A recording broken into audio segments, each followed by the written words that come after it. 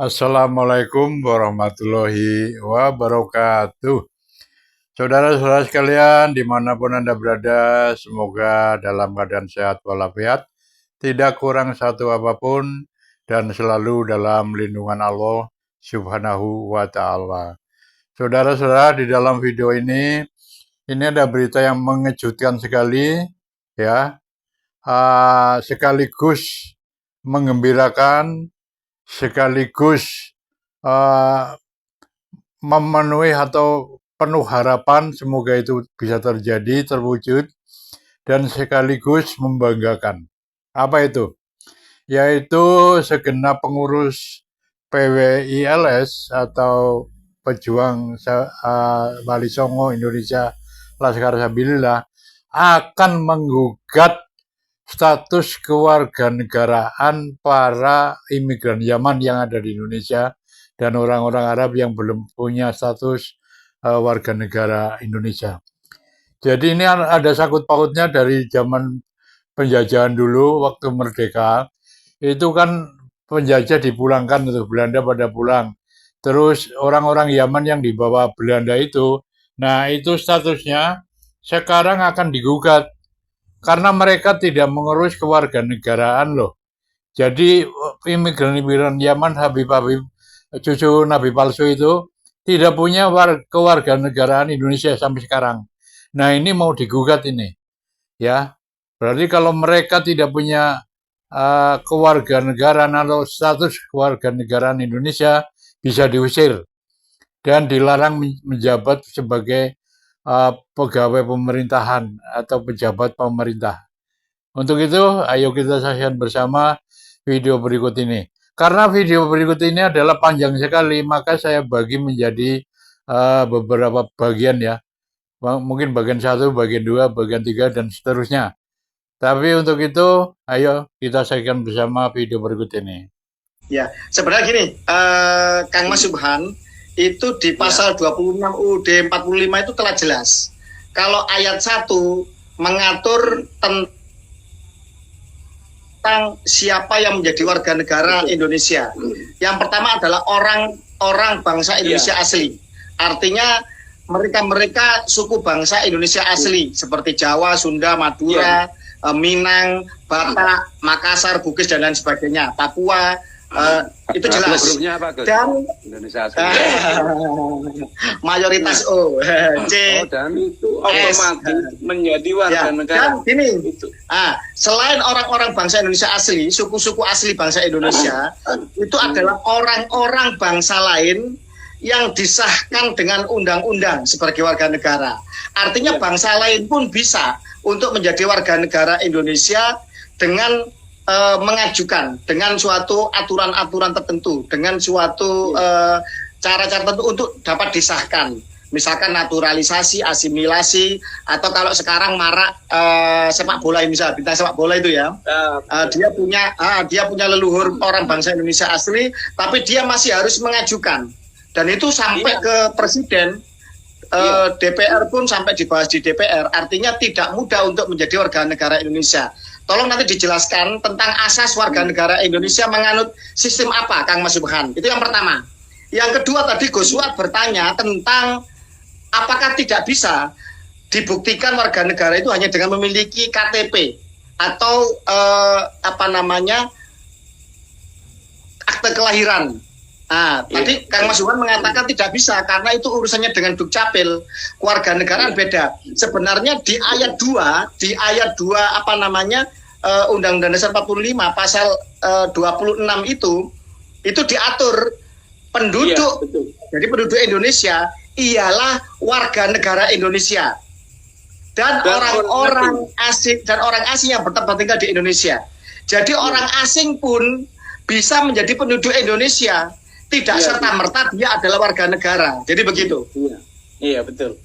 Jadi definisi yang berbeda antara warga negara, status kewarganegaraan dengan penduduk Indonesia. Itu status yang berbeda, dua hal yang berbeda. Oke, mohon dilanjut. Saya jelaskan.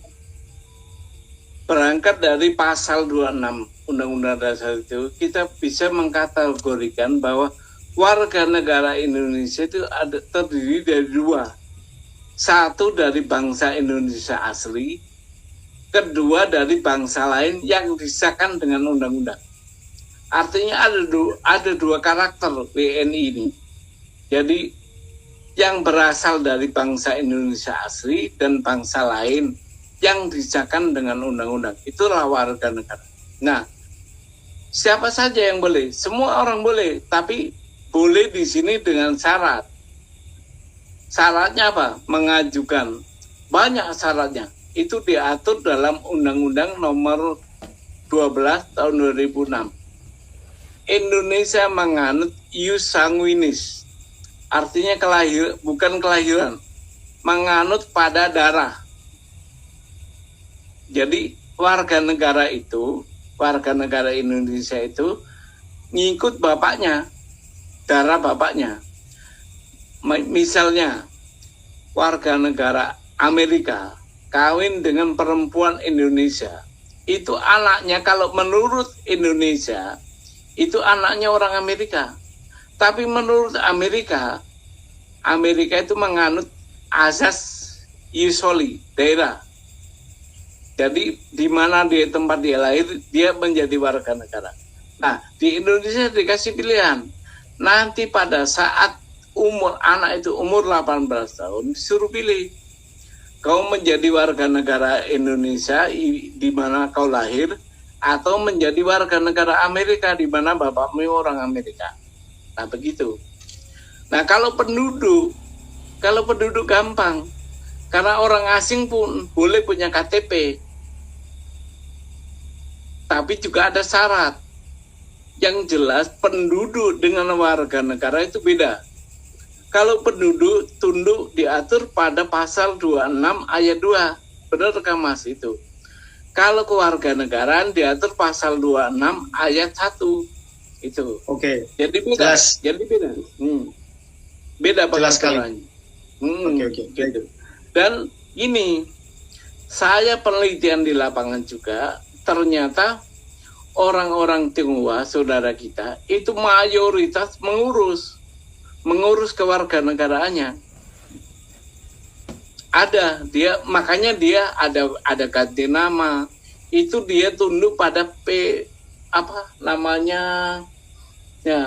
yang dikenal oleh mereka itu P10. Yaitu ketundukan dia mengurus sebagai warga negara. Nah, dia juga ada yang pulang di negerinya, ke negerinya, dia juga ada pulang. Contohnya, pernah ada polemik mengenai Ahok. Ingat, Ahok itu kata Yusril, kata Prof. Yusril, nggak bisa menjadi calon presiden. Karena apa? Ahok saat lahir itu orang tuanya belum warga negara Indonesia, baru proses urus. Keluar kewarganegaraannya Indonesia tahun 80-an, kata Yusril. Maka Ahok waktu lahir itu belum warga negara Indonesia bapaknya. Sehingga Ahok bukanlah memiliki kewarganegaraan Indonesia sejak kelahirannya. Itu kata Yusril. Ya, artinya apa? Ada pembanding di situ. Kalau calon presiden itu spesialis. Makanya untuk mengganti dulu kan harus orang Indonesia asli, bangsa Indonesia asli. Terus diamandemen menjadi warga negara Indonesia sejak kelahirannya. Nah, orang klan Ba'alawi, Arab khususnya, tidak akan bisa menjadi calon presiden. Karena apa? Karena dia tidak memiliki pengesahan sebagai warga negara, orang tuanya terutama, sehingga dia tidak menjadi warga negara sejak kelahirannya. Gitu. Itu penjelasannya. Oke. Begini. Sekarang saya lanjut sedikit. Kenapa saya kayak minta? Karena sekarang di lapangan secara empirik terjadi orang-orang Arab, orang-orang yang tidak punya pengesahan sebagai warga negara, ternyata ikut dan diajak dalam pemerintahan. Maka saya nggak rela negeri saya dipimpin oleh orang-orang yang tidak memiliki pengesahan sebagai warga negara. Itu dipicu dari itulah saya mengajukan uji materi. Sehingga pasal 2 nanti inkonstitusional kecuali dibuktikan dengan pengesahan. Hanya kata-kata itu aja, dibuktikan. Karena selama ini dia nggak punya bukti itu. Artinya apa?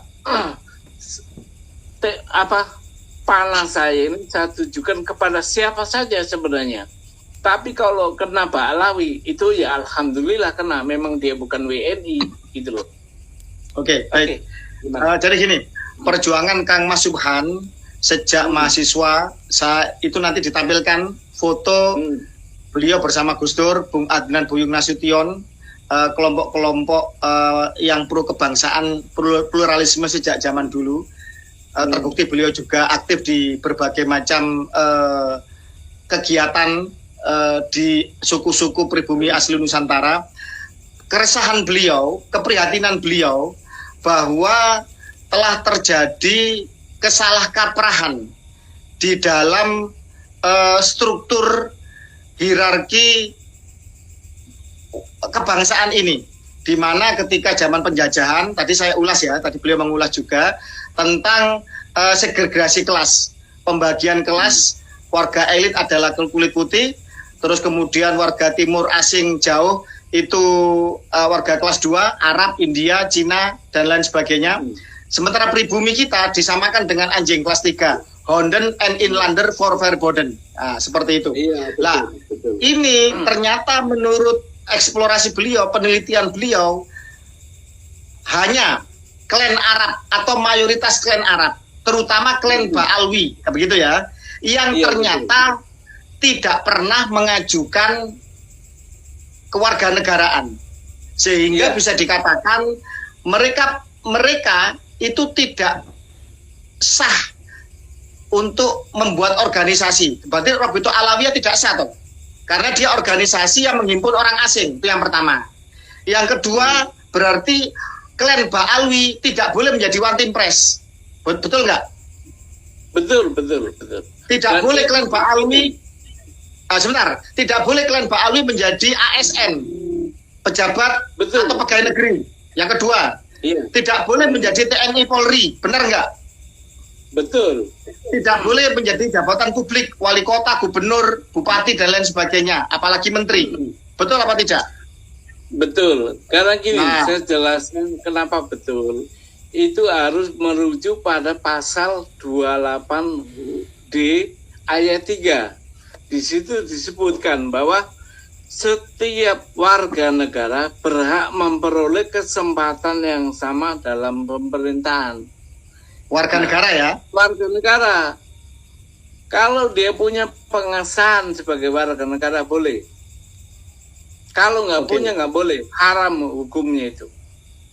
Haram menurut konstitusi. Nah, kebetulan juga di semua undang-undang organik, undang-undang Watimpres, undang-undang kementerian, undang-undang apa saja, itu ditentukan harus warga negara Indonesia. Itu. Jadi semua undang-undang organik, mau ASN, mau Watimpres, mau kementerian, pejabat negara, anggota dewan, semua itu disebut persyaratannya harus warga negara Indonesia. Artinya apa? Orang dari bangsa lain kalau memiliki pengesahan boleh dia menjadi ikut dalam pemerintahan, tapi kalau nggak punya itu orang asing, sama aja kita dipimpin penjajah. Karena inti penjajah itu kan kepemimpinan yang dipegang oleh orang asing. Monggo Gus Suat. Wah, ini menggelegar ini nanti ini. Jadi Anies Baswedan kemarin jadi gubernur di DKI itu tidak sah ya secara yuridis. Tidak memenuhi syarat.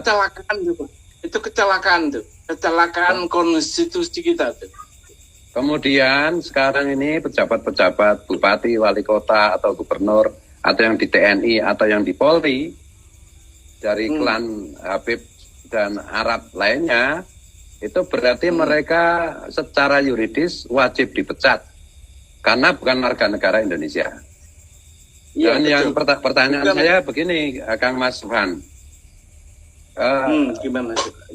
Bukan warga negara Indonesia itu, apakah itu ada bedanya antara menjadi calon presiden atau presiden dengan pejabat di bawahnya, atau syarat ini berlaku untuk semua level, dari calon presiden maupun calon bupati, calon wakil bupati dan ASN itu semuanya sama, harus warga negara Indonesia asli atau ada Ya. perbedaannya?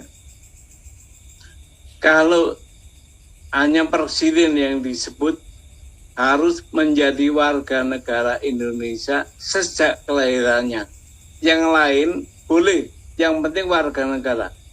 Nah, hanya presiden yang disebut pasal 6 itu. Saya dengar Pasal soalnya 6 begini, disebut. masih ada Gimana, bupati coba? di daerah Jawa Barat yang katanya itu klan Bali. Berarti kan dia Iya, bukan betul, BNI. Berarti dia harus Iya. dicopot oleh Menteri Dalam Negeri ya? Atau Gini, dia bisa mengurus seharusnya BNI? Seharusnya Menteri Dalam Negeri sampai Presiden paham konstitusi kita, tapi nyatanya nggak paham, makanya saya ke MK. Seharusnya Baik. sampai MK itu hanya saya minta supaya bahwa pengesahan itu dengan bukti, bukan hanya narasi, tapi ada bukti, gitu loh. Nah, kalau pejabat kita level presiden, menteri semua paham dengan pasal ini, pasal 26 ini, sebenarnya nggak usah ke MK, cukup udah itu aja, kan udah jelas itu, nggak usah ditafsir ke lain bahwa yang tidak mengesai, yang orang bangsa lain yang tidak memiliki pengesahan sebagai WNI itu bukan WNI, itu sebenarnya udah bisa dieksekusi. Artinya apa? Yang mengajak, yang mengangkat, dan yang diangkat melanggar undang-undang dasar sebenarnya. Umpamanya, Presiden mengangkat Saudara Haikal Hasan, Saudara Lutfi Saudara Ahmad itu yang lagi viral itu, yang anak muda itu, Raffi Ahmad. Itu melanggar konstitusi itu. Coba tanya, tak punya nggak dia pengesahan sebagai WNI dia? Nggak punya dia.